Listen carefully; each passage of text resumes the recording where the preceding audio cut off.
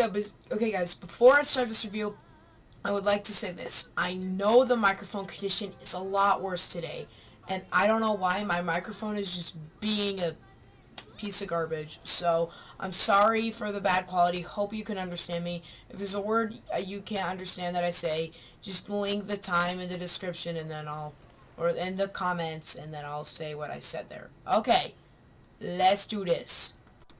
So, is Coco the best animated movie of 2017? Well, short answer, duh, yes. Coco is one of Pixar's best films, and unfortunately, it's not the best animated movie. It's the best animated movie since Zootopia. And if we go beyond that, it's the best since Inside Out. Because these last few years have been amazing with some animated films. Like, so 2017 wasn't the best year for animated films. It really wasn't.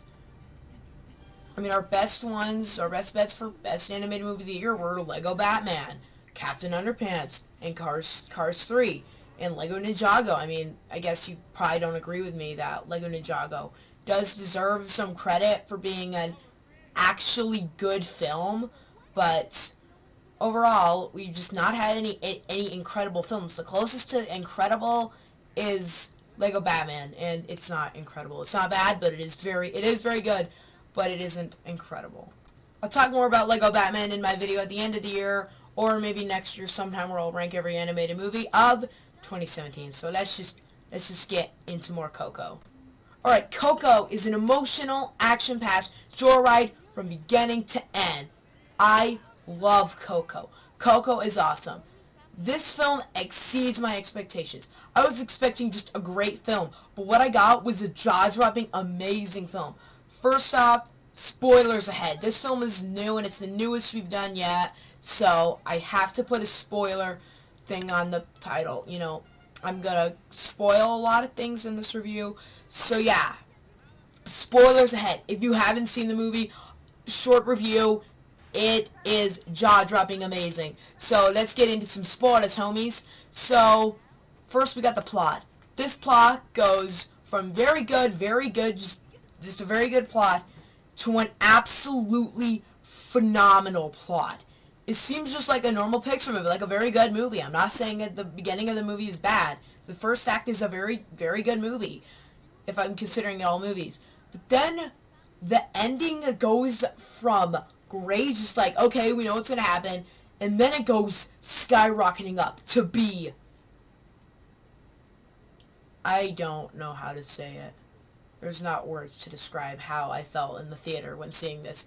So yeah, here's the plot. Migo wants to play music, but his family hates music because his great-great-grandfather, I think it's great-great-grandfather, Ernesto de la Cruz. I was trying to come up with something there, but I got nothing. Abandoned his family for music, and Migo ends up and Migo really wants to play music. He loves music so much, and then he ends up stealing Ernesto tongue twisters. Gosh, my voice is bad. Ernesto, sorry.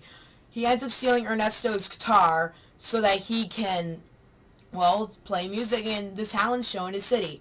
However, he ends up in the land of the dead, and he has to get a blessing to go back to the normal world, you know? But, so he needs to get, so anyone else who's blessing him will not let him play music when he goes back to the world. So, yeah, that happens.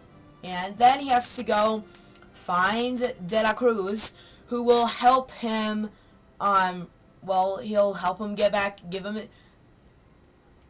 Ernesto, I keep forgetting that name, will give him his blessing and allow him to go back to the overworld and play music.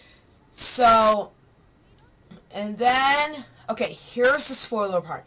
If you haven't seen the movie, you're an idiot and you haven't left. Oh wait, we forgot. Hector finds Ernesto, which I don't know if I talked about him earlier, but whatever. So yeah, here is a spoiler. Okay, haven't seen it yet. If you want to see it and you haven't seen it, go check it out. Okay, I've already said that earlier.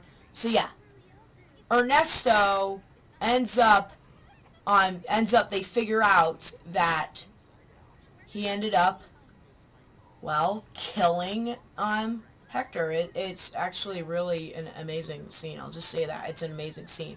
And then, because he kills him, he gives him a toast thing, and then in Hector's drink, he puts poison in it because Hector is leaving the show because he needs to see his family. So yeah. And he ends up poisoning him and killing him. And this makes you, this is where the movie turns. Like, this is where the movie's like a very good film, and then it just goes like,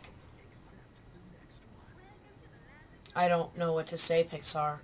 Just, you've done it again. You have amazed me. So yeah. It's just yeah. And no joke, this is possibly the best, okay, now we're on visuals, sorry. This is possibly the best visuals Pixar has ever done. It is absolutely stunning. I was in the theater, and there's a scene where he's on the flower bridge, and he ends up looking at the city, and then in the theater they show how they made the scene, and I was just like, how do you do this? How, Pixar? Okay, come on everyone, if you're at home watching this video, clap, come on, Pixar deserves this. I don't know why I did that. Okay, so next we got the characters. And, well, I guess they're kind of amazing as well. Oh my gosh, yes. Miguel is a very enjoyable, interesting character who draws you in. And Ernesto is a very well done villain. He makes you, like hate him. Like, not in the way of you hate Jar Jar Binks or on High Five from the Emoji Movie. You, like, hate him as in, like, you think he's a horrible person in the movie, and you're just like, I hate you so much. And then at the same time, you love him. He might be one of Pixar's best films, yeah. And then, at the beginning, you don't really see Hector that much. He's not really the guy that stands out. And then you figure out all things about his past. He was friends with Ernesto de la Cruz. And then, yeah, it just kind of does. And then, the scene at the end, where Miguel sings the song Remember Me to Coco. So Coco is the character from earlier. You probably all know her. She's the grandma that doesn't really do much. She doesn't really pay attention, and she's very, very, very old. And then we see Miguel sing the song Remember Me to Coco. And this scene made me almost like just burst out in tears. In like joyful tears. Like just, most of the time in movies when, someone cries in happiness, you don't end up crying with them. But in here, you do. So next, enjoyability. And I don't even have to say this. Enjoyability is amazing. It is great. It makes you want more. You just want more from Pixar. So in all, Coco is a masterpiece. It pushes expectations that we all wanted. It pushes them right through Jupiter or Pluto or something like that. And it is a beautiful, incredible, jaw-dropping film. So our story, well, gets a, say it with me, 10 out of 10. Visuals get to 10 out of 10. Characters get to 10 out of 10. And enjoyability gets a 10 out of 10. This film gets this rating because I found nothing wrong with it. Coco gets a 10 out of 10. So currently the best movie we've reviewed yet got a 7 out of 10, which is The Man of Steel. Second best is Batman vs. Superman, which got 5 out of 10. God, that movie was bad. And then we reviewed the Emoji Movie, which got a 2 out of 10. Coco gets a freaking 10 out of 10. I can't find any flaws with this film. Well, I do have to say this much. It may not be Pixar's best. It's probably their second best.